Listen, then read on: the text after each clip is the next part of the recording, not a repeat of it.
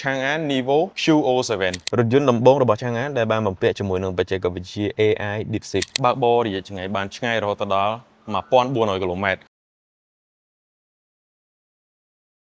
ជំរាបសួរបងប្អូនអញ្ចឹងដោយសារតែមានសំណូមពរពីបងប្អូនគ្នាដែលកំពុងតែចាប់អារម្មណ៍ទៅលើរថយន្តដែលប្រើប្រាស់នៅបច្ចេកវិទ្យា Plug-in Hybrid អគ្គិសនីលាយជាមួយនឹងសាំងបើកបររយៈចម្ងាយបានឆ្ងាយរហូតដល់ 1400 គីឡូម៉ែត្រ រីឯតម្លៃចាប់ពីជាង $30,000 $31,500 ឡើងទៅតាម rank ដែលបងប្អូនគ្នាចង់បានសម្រាប់ប្រភេទមួយនេះគឺប្រភេទមួយដែលបងប្អូនគ្នាអាចបើកបររយៈចម្ងាយបាន 145 គីឡូម៉ែត្រ ហើយរហូតដល់ជាង 200 គីឡូម៉ែត្រ ចឹងតម្លៃទៅតាមនឹងដែរហើយមួយនេះគឺជារថយន្ត Chang'an Nivo QO7 ឡាននេះគឺជាប្រភេទ mid-size SUV ទំហំរបស់វាគឺមានទំហំធំទូលាយតាក់ទងទៅនឹងការរចនារូបរាងដូចបងប្អូនគ្នាបានឃើញអញ្ចឹងគេអត់មាន retham ទៅលើ option ទេគឺដាក់មកទាំងអស់តែម្ដងទាំងកាមេរ៉ាមានដល់ផ្នែកខាងក្នុងទៀតហើយតាក់ទងទៅនឹង ultrasonic radar ក៏ច្រើនកាមេរ៉ា540 degree អាច record បានហើយសំខាន់ហ្នឹងគឺនៅចំកណ្ដាលគេប្រើជា illuminate logo រំលេចចេញតែម្ដង logo មួយនេះគឺ logo Nivo បាទរបស់ Chang'an ហើយគេលេងជាមួយនឹងខ្សែបន្ទាត់មកអញ្ចឹងមកដែលគេហៅថាជាប្រភេទ Smart Technology ជារួមមកគឺស្អាតទាំងផ្នែកខាងមុខនិងផ្នែកខាងក្រោយប្រើ LED ទាំងអស់ហើយជាគៀងរបស់គេប្រើ LED ដូចគ្នាផងដែរហើយសម្រាប់ថាសកង់គេប្រើមករួចជាស្រេចទំហំនេះគឺសមល្មមសម្រាប់រថយន្តដែលមានទូខ្ពស់បែបនេះទំហំធំទូលាយដែលទំហំរបស់វាគឺរហូតដល់ 19 អ៊ីងហើយសំខាន់បងឡាននេះគឺមានប្រវែងវែងរហូតដល់ជាង 4.8 ម៉ែត្របងប្អូនទាំងនេះអញ្ចឹងទំហំប៉ុណ្ណេះគឺទំហំធំហើយអញ្ចឹងហើយបានសម្រាប់ Chang'an Nivo QO7 មួយនេះគេហៅជាប្រភេទ mid-size SUV លក្ខណៈដែលពិសេសហ្មងគឺតាក់ទងទៅនឹងការប្រើប្រាស់ជាមួយនឹង material នៅផ្នែកខាងក្នុងក៏ដូចជាកៅអីចុចទាំងពីកៅអីជួរទី1ដល់កៅអីជួរទី2ឥឡូវកុំឲ្យខាតពេលយូរយើងចូលទៅមើលនៅផ្នែកខាងក្នុងទាំងអស់គ្នាចូលមកដល់ផ្នែកខាងក្នុងគឺណែនហ្មងបងប្អូនគ្នាជាពិសេសគឺការលេងជាមួយនឹងបរិក្ខាររបស់គេពណ៌នេះគឺពណ៌បែបយ៉ាងក្រត់ថា orange អញ្ចឹងទៅសំខាន់គឺមានមុខងារទំនើបច្រើនទី1កញ្ចក់នៅផ្នែកខាងមុខគេប្រើកញ្ចក់2ជាន់បាទអញ្ចឹងវាជួយទប់សំឡេងក៏ដូចជាកម្ដៅបានផងដែរ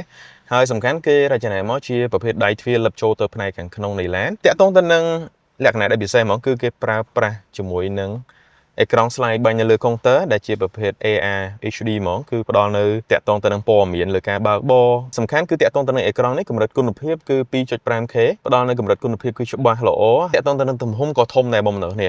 15.4 អ៊ីងទំហំនេះណាជារួមមកគឺទំហំធំហើយតាក់ទងទៅនឹង dim ភ្លើង dim អីគឺមាននៅលើធ្នឹមទ្វាររបស់យើងហើយសំខាន់រំលេចជាមួយនឹង chrome material ស្បែកអីហ្នឹងជាបរិក្ខារមួយដែលមានគុណតម្លៃដែរសម្រាប់ឡានដែលមានតម្លៃតែចាប់ពីជាង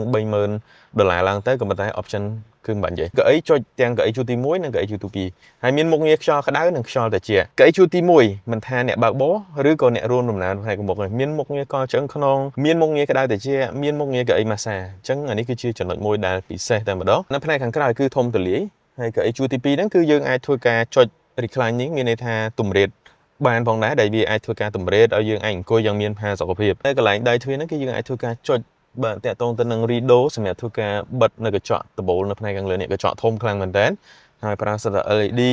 កន្លែងសាកថ្មទូរស័ព្ទដេកខ្សែកម្លាំង 50W ក៏ដូចជាកន្លែងទុកដាក់អីវ៉ាន់បានច្រើននៅខាងក្រោយក៏មានដូចគ្នាផងដែរជាមួយនឹងបាទរុនបញ្ចេញខ្យល់ម៉ាស៊ីនត្រជាក់កន្លែងសាកថ្មរុន USB Type C ផងដែរជារួមហ្មងសម្រាប់រថយន្តនេះគឺស័ក្តិសមមែនតើសម្រាប់បងប្អូនគ្នាដែលកំពុងតែចង់បានរថយន្តដែលមានកញ្ចប់ថវិកាជាង$30,000ហើយមានការធានារយៈពេល5ឆ្នាំសម្រាប់ Z Auto Cambodia មានមុខងារ option ទំនើបច្រើនបងប្អូនគ្នាហើយបើនិយាយពីមុខងារបាទ Frank Auto ទាំងផ្នែកខាងក្រោយនិងផ្នែកខាងមុខមានមុខងារ Adaptive Cruise Control សូម្បីផ្លូវកោងអីក៏មានមុខងារផងដែរដោយសារតែឡាននេះគឺជារថយន្តដំបូងរបស់ Chang'an ដែលបានបំពាក់ជាមួយនឹងបច្ចេកវិទ្យា AI DeepSeek ហើយអញ្ចឹងហើយ Drive Mode គឺអត់មែនមានតែ Drive Mode ធម្មតា Comfort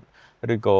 Eco អីទេក៏ប៉ុន្តែមានរហូតដល់ការបើកបរជាមួយនឹងមុខងារបច្ចេកវិទ្យា AI Mode ផងដែរជារួមហ្មងគឺឡាននេះគឺមាន option ទំនើបច្រើនហើយសំខាន់គឺមានភាពមិនសមចៃហ្នឹងហើយតាក់ទងទៅនឹងប្រព័ន្ធជើងក្រោមគេប្រើជាលក្ខណៈ independent ទាំងអស់ឯករាជ្យអញ្ចឹងសម្រាប់ប្រព័ន្ធជើងក្រោមគឺទន់ចង្កូតធូរបើកបរបានឆ្ងាយមិនសមចៃជារថយន្តមួយដែលមានទំហំធំសម្រាប់សមាជិក5នាក់អង្គុយយ៉ាងមានផាសុកភាពហើយតម្លៃតែជាង$30,000ទេមានការធានាពី Z Auto Cambodia អរគុណបងប្អូនទាំងគ្នាហើយយើងសន្យាថាយើងនឹងជួបគ្នានៅវីដេអូក្រោយមានសំណួរអ្វីតាក់ទងទៅនឹងរថយន្តមួយនេះធ្វើការ comment នៅក្នុងវីដេអូខ្ញុំនឹងធ្វើការឆ្លើយតបទៅកាន់បងប្អូនទាំងគ្នាផងដែរ